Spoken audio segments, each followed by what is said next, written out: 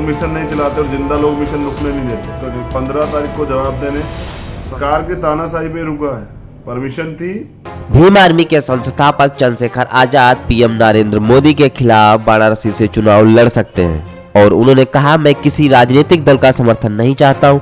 मैं बहुजन समाज में जन्मा हूं, वहीं मरूंगा। मैं सिर्फ बहुजन समाज की राजनीति चाहता हूं और मेरा मकसद सिर्फ इस चुनाव में मोदी को हराना है। वह जहां से चुनाव लड़ेंगे मैं वहीं से मैदान में उतरूंगा। उन्होंने कहा, पहले तो वह अपने संगठन से कोई मजबूत प्रत्याशी चुनाव मैदान में उतारने का प्रयास करेंगे और प्रत्याशी न मिलने पर वह स्वयं मोदी के खिलाफ चुनाव लड़ेंगे।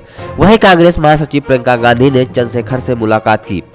इससे भीम आर्मी कांग्रेस के गठबंधन के कयास भी लगाए जाने लगे हैं। प्रियंका गांधी के साथ मुलाकात पर चंद्रशेखर ने कहा, प्रियंका ने उनसे भाई कहकर उनका हाल पूछा। मैंने कहा, बहन मैं ठीक हूँ। उन्होंने सीएम योगी आदित्यनाथ पर निशाना साधते हुए कहा, देवबंद में उनकी यात्रा उन्हीं के इशारे पर रोकी गई थी। हमारे पास पदयात्रा की अनुमति थी। सरकार का आदेश है, हम आगे नहीं जाने देंगे। सरकार का आदेश है। कौन सी सरकार? सरकार तो जनता से होती है भाई। सरकार का आदेश है, आगे नहीं जाने देंगे।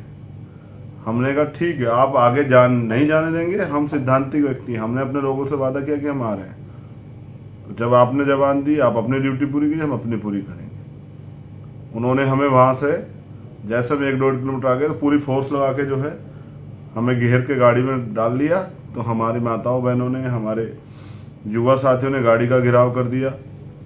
उन्होंने कहा, भैया हम आपको जाने देंगे। पहले भी धोखे से इन्होंने आपको 16 महीने रखा। अभी भी हॉस्पिटल में दवाइयाँ चल रही हैं, लेकिन जरूरी था क्योंकि मेरे लोग परेशान ना हो। मुझे जानकारी मिल रही थी, भैया आपकी तबीयत को लेकर सब लोग परेशान हैं, आपको आगे बताना चाहिए कि अब आपकी तबीयत ठीक हो रही है। बस मैं ये जानकारी देना चाहता हूँ, सरकार के तानाशाही पे रुका है। परमिशन थी, परमिशन आखिरी टाइम पर कैंसिल की गई, उसका कोई नोटिस नहीं दिया गया। तो जानबूझकर माहौल खराब किया गया। जब मेरी माताओं बहनों को लाठी मारने का प्रयास किया गया, जब उनको धक्के दिए गए, तब मैं गुस्से में उनके साथ भिड़ गया, अधिकारियों के साथ। तो एक बीमारी जिसका मेरा इलाज चल रहा है दिल्ली एम्स में, पोलोसाइथीमिया, जिसमें मेरे ब्लड का हीमोग्लोबिन 17.5 से ज़्यादा बढ़ा हुआ है, जिसमें रक्त के थक्के लगातार मुझे बार बार जम जाते हैं, मेरी वेन्स ब्लॉक हो जाती हैं। तो जब मैंने ये किया, उनके साथ बहसबाजी की, उनके धक्के मुक्की की, अपने बहनों को बचाने का प्रयास किया, तो मेरी तबीयत बिगड़ी।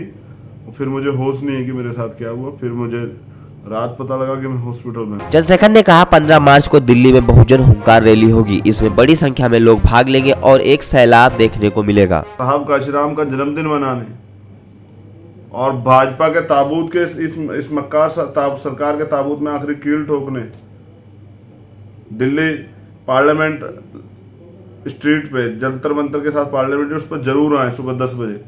और इस सरकार को पता है, पूरे देश के भीम आर्मी के साथियों से, बाबा साहब के बच्चों से कह रहा हूं, गुलामी त्यागनी पड़ेगी। इन लोगों ने हमें गुलाम बना रखा है, वो गुलामी काटनी पड़ेगी और काटने के लिए एकजुट होना पड़ेगा, अपनी ताकत बनानी पड़ेगी। तो इन्हें जवाब देने, इनकी भाषा में इन्हें जवाब देने, इनको जो जुर्म जाति करने दीजिए। मैं रहूं ना रहूं, इस लड़ाई को रुकने मत देना। और 15 तारीख को 15 मार्च साहब काशीराम के जन्मदिन पे दिल्ली नीली होनी चाहिए। दिल्ली में अगर कुछ दिखाई दे तो वो नीला सैलाब बस। और मैं भी आपके बीच पहुंचूंगा, चाहे जब अगर मेरे शरीर में लहू का आखिरी कतरा भी रहा तो मैं भी आपके बीच में आऊंगा। मर गया तो अलग बात है, लेकिन अगर जिंदा रहा तो जरूर आऊंगा, ये देखने के लिए कि मेरे लोग कितनी बड़ी ताकत में वहां हैं, ये बताने के लिए। संघर्षों के आदि हम अम्बेडकरवादी हैं। मैं बार बार कहता हूँ, इस देश का युवा, इस देश का नौजवान, इस देश की माताएं बहनें, इस देश के बुजुर्ग, बहुजन समाज के जो मान सम्मान जीना चाहते हैं, वो नहीं झुकेंगे।